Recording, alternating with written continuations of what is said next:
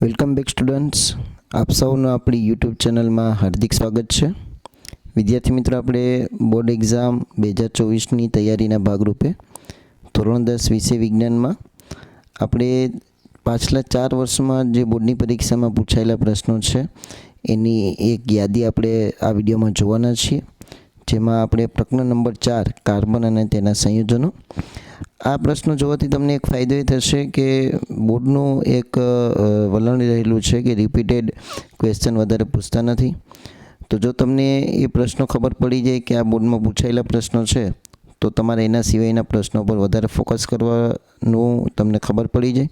અને સાથે સાથે ઘણા બોર્ડના જે પ્રશ્નો છે ઘણીવાર 2-3 વર્ષ પહેલાં પૂછાયેલા હોય તો પાછા રિપીટેડ પણ થતા હોય. તો એટલા માટે આ વિડીયો ખૂબ જ તમારા માટે જરૂરી છે. તો આ વિડીયોના અંત સુધી જોજો. આપણે 3 ચેપ્ટરના વિડીયો ઓલરેડી મૂકી દીધેલા છે. જોવાના બાકી હોય તો આ વિડીયોના નીચે તમને પ્લેલિસ્ટની લિંક આપેલી છે, ત્યાંથી તમે જોઈ શકો છો. તો શરૂઆત કરીએ આપણે પહેલો પ્રશ્ન. તો ચોથા ચેપ્ટરમાંથી 4 માર્ક્સના જે પ્રશ્નો પૂછાય છે, તો એમાં પહેલો પ્રશ્ન 2020માં પૂછાયેલો છે, માર્ચ 2020માં, કે નીચે આપેલ કાર્બનિક સંયોજનોના બંધારણીય સૂત્રો લખો. તો બેન્ઝીન અને ક્લોરોપ્રોપેન. તો બેન્ઝીનનું સૂત્ર કંઈક આ રીતે આપણે આવે છે, C6H6 હેક્ઝાગોન, બરાબર, ષટકોણ તરીકે આપણે એનું બંધારણ આવે છે. એમાં 6 કાર્બન હોય છે અને હાઇડ્રોજનની સંખ્યા પણ કેટલી હોય છે? 6. એના પછી વાત કરીએ ક્લોરોપ્રોપેન.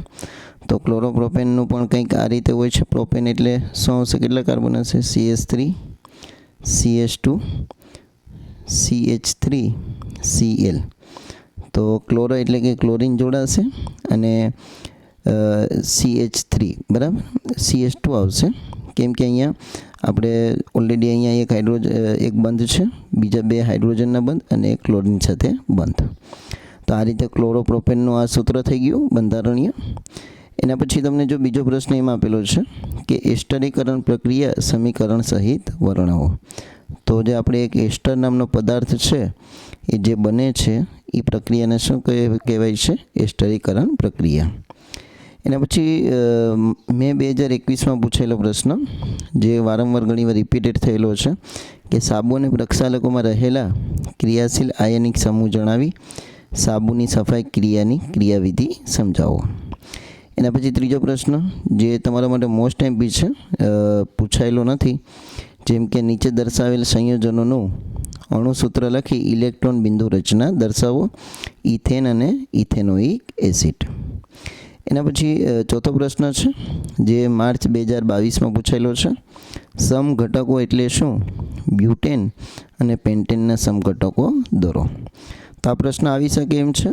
આસ્કિંગ એટલે કે પ્રોબેબિલિટી છે, સંભાવના છે કે આ પૂછાઈ શકે. એના પછી 5મો પ્રશ્ન, જે જુલાઈ 2023માં, મીન્સ કે ગયા વર્ષે જ પૂછાયેલો છે, કે નીચે દર્શાવેલ સંયોજનોના બંધારણ દોરો. તેમાં તમને 4 સંયોજન આપેલા છે: પ્રોપેનોઇક એસિડ, ઇથેનોલ, બેન્ઝીન અને સાયક્લોહેક્સેન. એના પછી વાત કરીએ આપણે 6થો પ્રશ્ન, જે ગઈ માર્ચ 2023માં પૂછાયેલો છે, કે સહસંયોજક બંધ એટલે શું? મિથેન અને નાઇટ્રોજન અણુમાં સહસંયોજક બંધ આકૃતિ દોરી સમજાવો. તો વિદ્યાર્થી મિત્રો, આ હતા તમારા માટે ચેપ્ટર નંબર 4ના મોસ્ટ એમ્પી ક્વેશ્ચન, જે બોર્ડની પરીક્ષામાં પૂછાયેલા છે.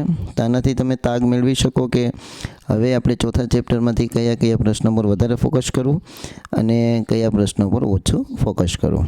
તો આ રીતે આપણે દરેક ચેપ્ટરનો વિડીયો લાવીશું. એટલા માટે ચેનલને સબસ્ક્રાઈબ કરી લો, બાજુના બેલ આઇકોનને પ્રેસ કરી દો. Thank you very much.